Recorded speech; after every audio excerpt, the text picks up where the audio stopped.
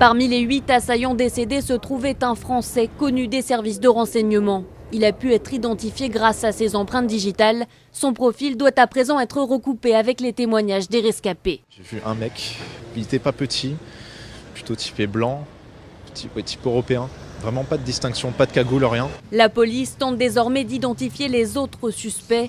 Un travail rendu difficile par le mode opératoire choisi par les terroristes présumés. 7 d'entre eux se sont fait exploser.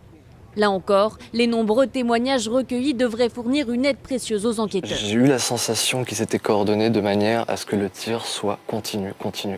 Il abattait les gens méthodiquement qui étaient à ses pieds et c'était pas des novices au tir. C'était pas des personnes qui ont découvert le maniement d'une arme de guerre la veille.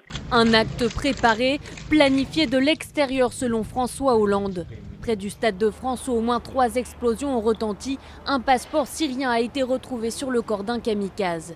Au Bataclan, les assaillants ont crié en arabe « Dieu est grand » avant de tirer sur la foule. J'ai entendu un gars hurler à la Akbar 2 fois de suite.